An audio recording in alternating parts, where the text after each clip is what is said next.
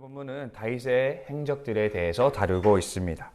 오늘 본문은 그 행적 중에서도 특별히 다윗의 정복 전쟁에 집중적으로 조명하고 있습니다.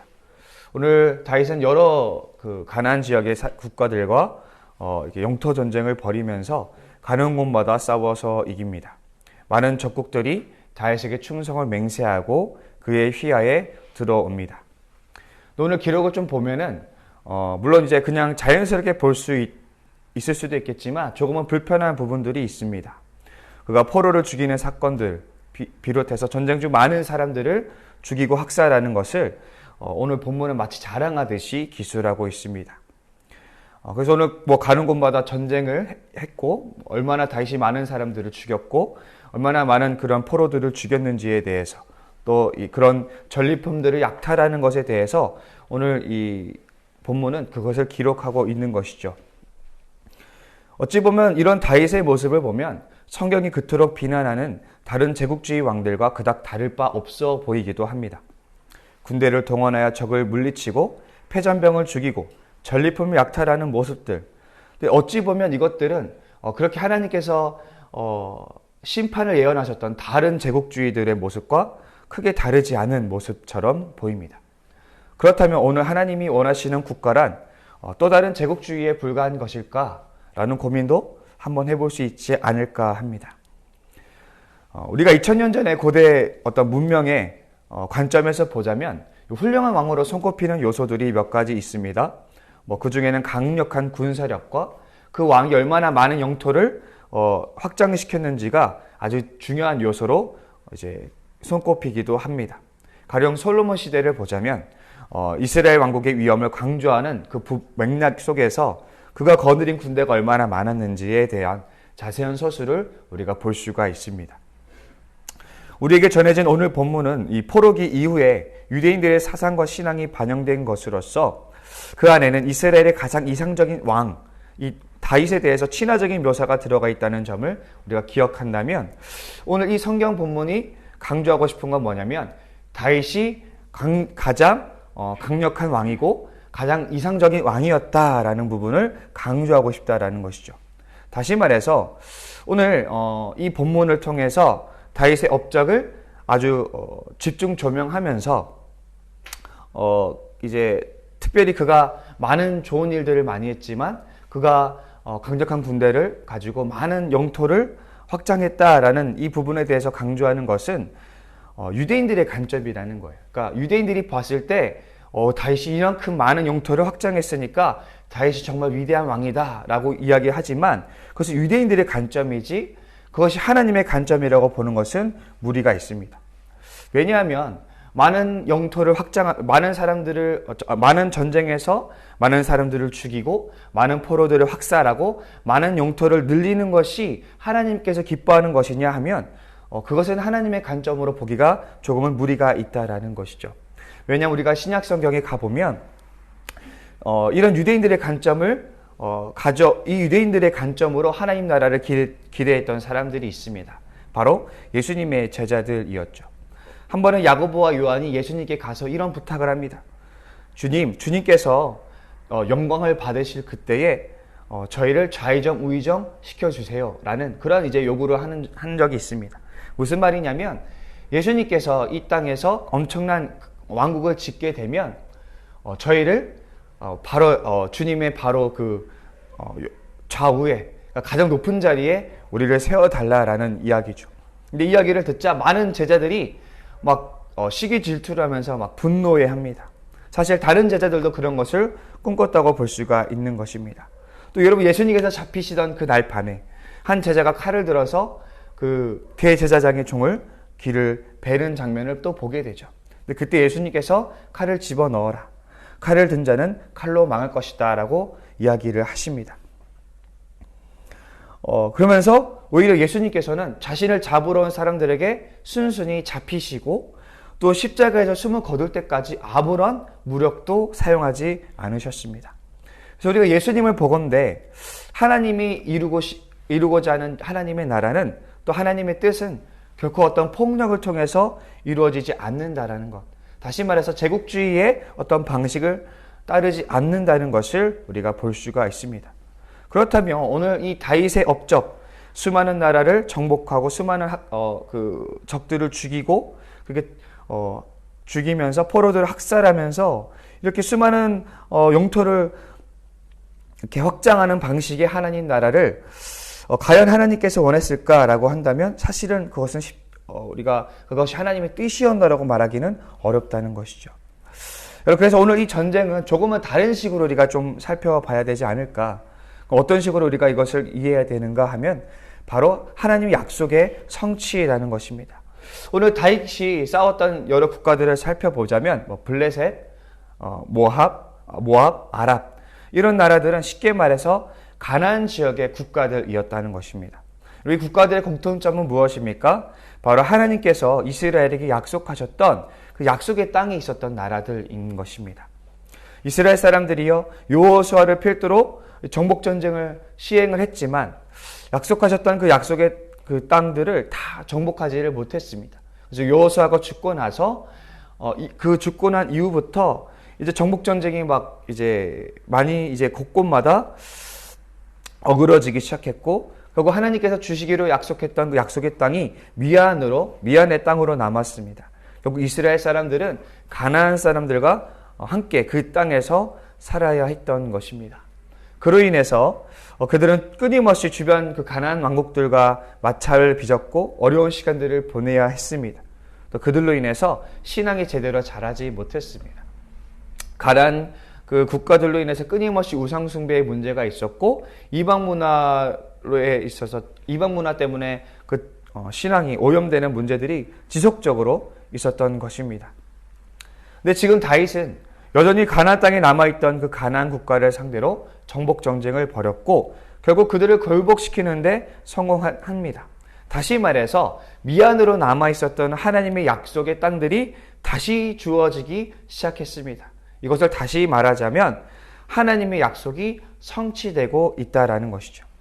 그래서 오늘 본문은 어떤 폭력을 미화하는 제국주의적인 언어가 아니라 하나님의 약속이 성취되고 있다는 맥락에서 다시 한번 정의되어야 할 것입니다. 전쟁은 더 이상 어떤 물리적인 갈등, 어떤 물리적인 문제가 아니라 하나님의 약속의 실현으로서 우리가 다시 한번 볼 필요가 있다라는 것이죠.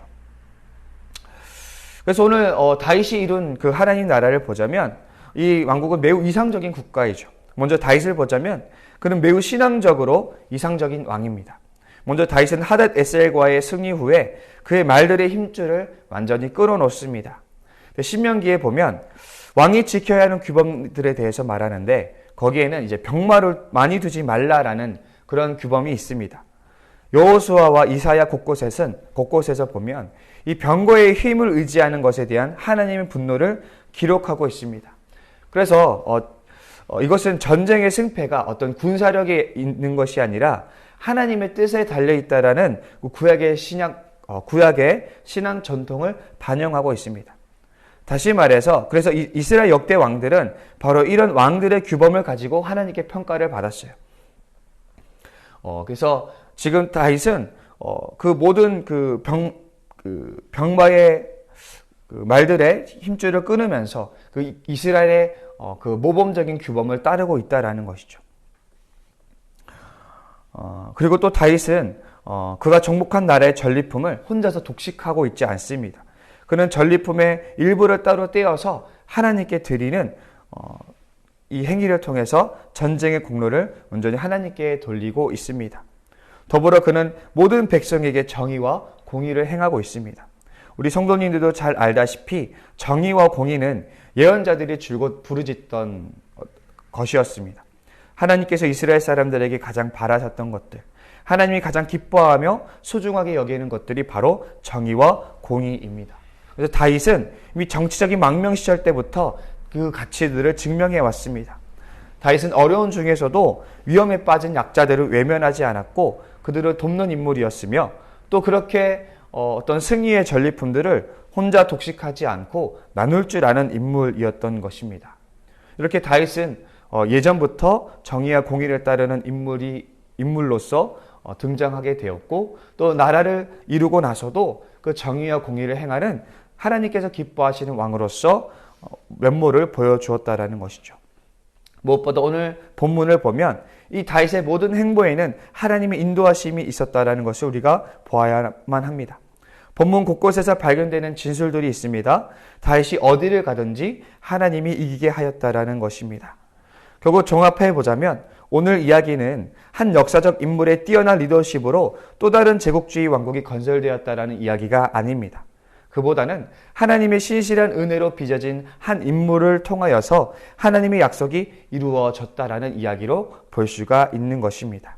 그 결과로 그분의 백성인 이스라엘 사람들 가운데 하나님의 참된 평안과 참된 정의와 공의가 이루어졌다는 이야기를 우리가 오늘 볼 수 있게 되는 것입니다. 그래서 오늘 유대인들에게는 다윗은 여러모로 매우 중요한 인물입니다. 왜냐하면 그가 바로 메시아의 원형이기 때문입니다. 그래서 사무엘하 7장 바로 이전의 본문을 보게 되면 아주 유명한 나단의 신탁이 등장합니다. 나단이 하나님께 신탁을 받아서 다윗에게 예언을 전하는데 그 내용은 곧 다윗 언약으로 잘 알려져 있습니다. 쉽게 말해서 하나님께서 다윗 왕조가 세세토록 영원히 이어지게 할 것이다 라는 약속인 것입니다. 이 약속은 남왕국이 멸망한 뒤에도 사라지지 않고 유대인들을 통해 이어져 왔습니다. 공관복음서에서는 예수님을 두고 다윗의 후손이라고 이야기합니다. 다시 말해서 메시아는 다윗의 후손으로서 다시금 이 땅에 다윗 왕조를 세울 것이라는 이야기를 하고 있는 것입니다. 유대인들에게 메시아는 다름 아닌 다윗의 영광을 되찾아줄 왕으로서 이해된 것이죠. 근데 우리가 이 예수님께서 다윗의 후손이라는 이것 때문에 예수님께서 하나님 나라를 다윗과 같은 방식으로 이룰 것이라는 오해를 할 수가 있는 것이죠. 그래서 제자들이 오해에 빠진 이유가 무엇입니까? 다윗이 활발한 영토 전쟁을 통해서 힘으로써 그 왕국을 만들었던 왕이라면 그 다윗의 후손인 예수님도 똑같이 그런 방식으로 하나님 나라를 이룰 것이라고 제자들이 착각했던 것입니다. 그런데 예수님이 보여주신 하나님 나라는 어떤 거였습니까? 칼을 드는 나라가, 칼로서 세우는 나라가 아니었다라는 것이죠. 바로 여기서 제자들이 예수님을 오해했던 것입니다. 그래서 예수님은 보여주었습니다. 하나님 나라를 이루는 것은 다윗의 때처럼 어떤 폭력으로 누군가를 정복하고 누군가를 굴복시키는 방식이 아니라 자신을 내어주는 사랑과 희생과 헌신의 방식으로 그 나라를 이루어 간다는 것을 예수님께서 보여주었던 것입니다. 우리는 세상 한가운데 부름을 받았습니다. 그리고 내가 서 있는 바로 그곳에서 하나님의 나라를 일구어 가고 있습니다. 그러나 그것은 절대로 어떤 전쟁의 방식으로 이루어지지 않는다는 것을 우리가 기억해야 할 것입니다. 우리는 신앙생활 하다 보면 자주 전쟁이라는 용어를 어떤 영적 전쟁, 다른 어떤 전쟁이라는 용어를 많이 사용합니다. 여러분, 전쟁이라는 단어는 상대를 적으로, 악마로 만들어 버립니다. 여러분, 적을 악마화하지 않으면 악마화하지 않으면 전쟁을 할 수가 없어요. 그죠? 예전에 세계대전을 보면 많은 스토리들이 있지만 서로 대치하는 상황 가운데서 많은 사람들이 사실은 그런 기록들이 뒤늦게 역사적인 기록을 보면 서로 대치하는 적군들이 사실은 같이 음식도 먹고 같이 노래도 부르는 그랬던 기록들이 있다고 발견되기도 합니다. 이 사람들이 적국들과 싸우다 보니까 알게 되는 것이 뭐냐면 바로 저들도 나와 같은 인간이었더라라는 것을 깨닫게 되면서 더 이상 그들을 향해 총을 쏠 수가 없는 그런 일들이 일어났더라는 것이죠. 무슨 말입니까? 전쟁은요, 상대방을 악마로 생각할 때 행할 수 있는 것이죠. 상대가 나와 같은 인간이라고 생각이 된다면 결코 총을 들 수가 없는 것입니다. 여러분, 우리가 신앙의 분투를 하는 것은 중요하지만 상대방을 어떤 적으로, 어떤 악마로 매도하게 된다면 그것은 사실 하나님께서 기뻐하는 뜻이 아니라는 것이죠. 그래서 우리가 전쟁이라는 단어를 다시 생각해 볼 필요가 있습니다. 참된 기독교인은 누군가를 악마로 매도하지 않습니다. 상대를 싸워서 꺾으려고 하지 않습니다. 왜냐하면 하나님의 뜻은 그런 방식으로 성취되지 않기 때문입니다. 혹시 여러분 주위에 내가 싸워 이겨야 하고 정복해야 될 그런 존재들이 있습니까? 혹시 그런 분들이 있다면 다시 생각해 봤으면 좋겠습니다. 우리 주변에 우리와 다른 신앙을 가진 사람들, 다른 가치관과 신념을 가진 사람들은 우리가 싸워 정복해야 될 악마도 적도 아닙니다. 그래서 우리가 기독교인들은 가끔은 무례하다라는 평가를 많이 받죠. 왜냐하면 우리는 진리를 소유한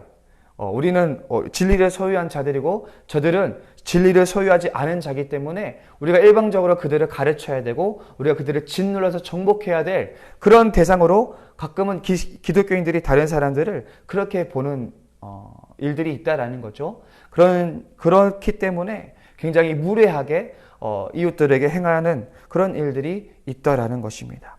그러나 이런 태도는 우리가 지양해야 될 것입니다. 오늘 예수님께서 우리에게 보여주셨던 모습들을 기억했으면 좋겠습니다. 예수님은 과연 어떤 방식으로 하나님 나라를 이루어 갔었는지, 비록 예수님은 다윗의 후손으로서 하나님 나라를 가져오시는 분이지만 그것은 결코 다윗의 방식이 아니라 하나님이 기뻐하시는 하나님의 방식이었다는 것을 기억하시면서 오늘도 우리의 삶에서 우리가 믿음의 분투를 해야 되겠지만 어떤 상대를 악마로 매도하지 않고 상대를 찍어 누르거나 굴복하는 방식이 아니라 오히려 상대방에게 사랑을 보여주고 헌신하는 모습을 보여줌으로써 그 사람의 마음을 얻을 수 있는, 그렇게 우리가 아름다운 하나님의 성품으로 우리의 주변을 주의 나라로 일구어가는 복된 우리 성도님들 될 수 있기를 축복합니다. 기도드리시겠습니다.